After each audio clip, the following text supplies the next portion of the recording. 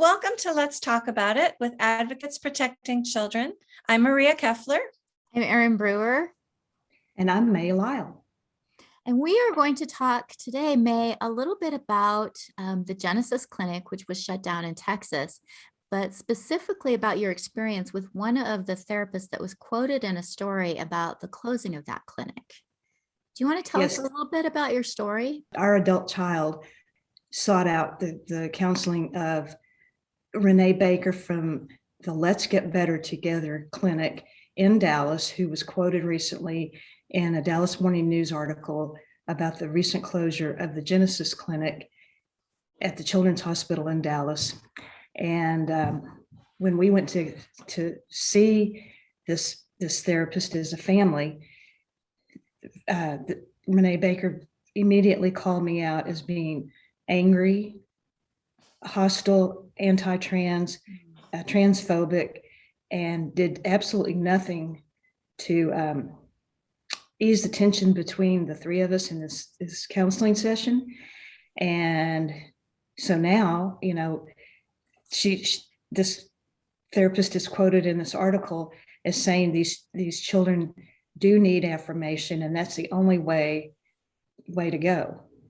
So the therapist said that to you right in front of your child during a counseling session. Exactly. When we had tried to lay out some root causes of our child's gender dysphoria, some trauma, some family dynamics, and did absolutely nothing, and just basically said affirmation was the one and only way.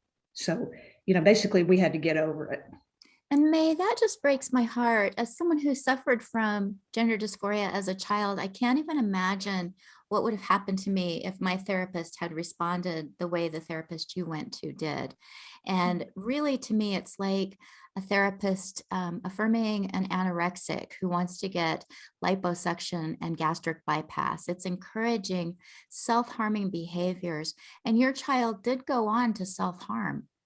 Yes, indeed. Our child went on to taking cross-sex hormones and having some surgeries, and so yes, did go on to self-harm. That's just heartbreaking. And I'm thinking about just therapy ethics. I can't think of any other situation where a therapist would undermine parents, and not just undermine, but insult and vilify parents during a counseling session. I think even in cases of marriage counseling, where maybe the couple really are being horrific to one another, the therapist would take one aside and talk about, that person's problems privately, not in front of the spouse. And to do that in front of a child, we just know that's bad counseling, that's bad behavior, that's unethical. Exactly. And I kept expecting the therapist to take one of us, or to diffuse a situation by removing the three of us from each other, and nothing ever happened. I had to be the one that walked out of the session. I just can't imagine what a therapist is thinking to fracture a parent-child relationship like that. And really, it has done irreparable damage to your relationship with your child. And to me, that's really antithetical to what the purpose of therapy is. And again, as Maria said, to vilify you in that way, and to reaffirm your child's delusion that the child is born in the wrong body, rather than trying to help you come together as a family to work through the underlying issues. Correct. That's pretty much what we thought the process was going to be, and it turned out to be nothing but the opposite of, instead of helping our child work through the problems, that it was nothing more than affirmation. And I've heard that from so many other parents. In fact, I've heard therapists suggest that if a child kills themselves, it's the parent's fault for not accepting this.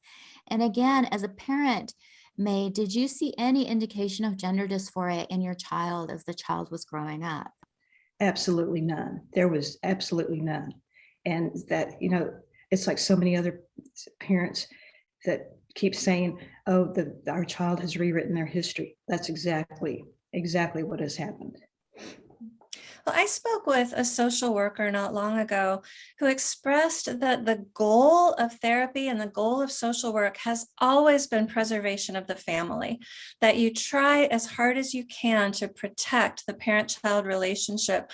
And only in cases of the most egregious danger and abuse would you remove a child from the family situation. But with this issue, with the transgender ideology issue, that seems to have been thrown out the window with all kinds of therapists. Their first go-to is vilify the parents, take the child away from the parents. What has happened? We have lost our minds. Exactly. And, so many parents have said that exact same thing, Maria, that this is the craziest thing in the world, because normally that's what a therapist would do. They would do everything to keep the family together. They would do everything to figure out the cause of the issue. But no, it's completely the opposite.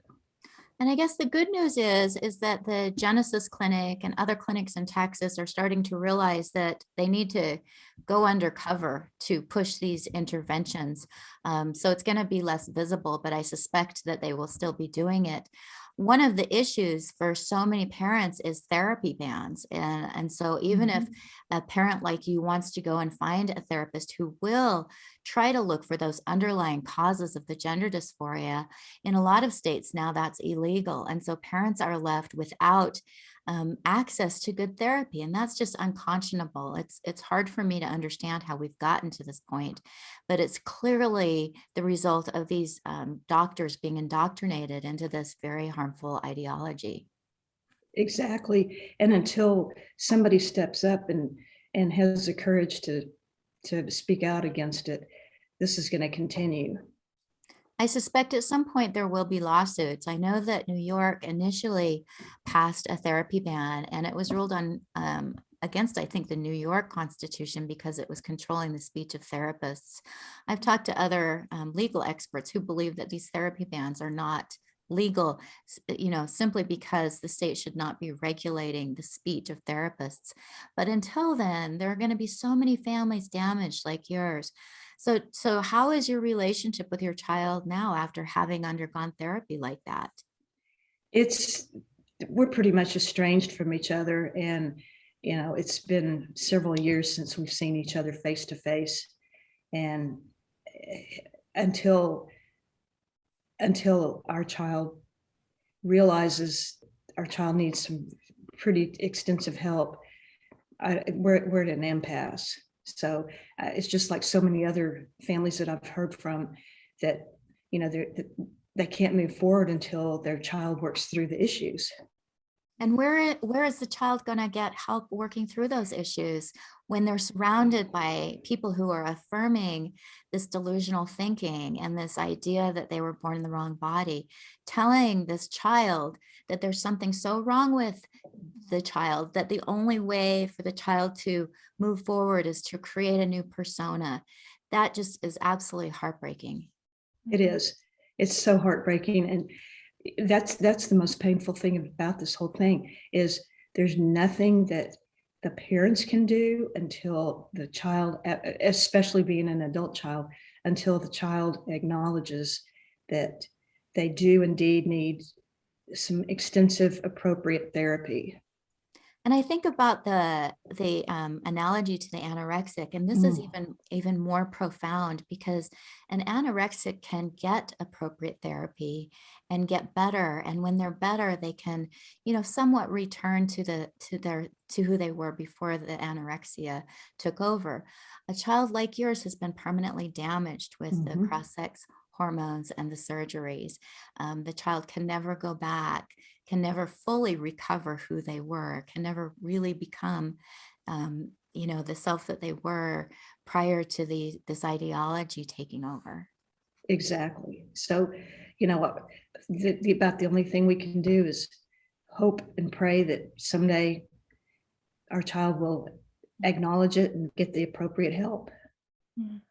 Thank you so much for sharing your story with us today. I know it's been a painful one, but we appreciate you sharing what you've been through so that other people can understand what's going on. And also, if this happens in your family, recognize that going to the gender clinic is probably the wrong move.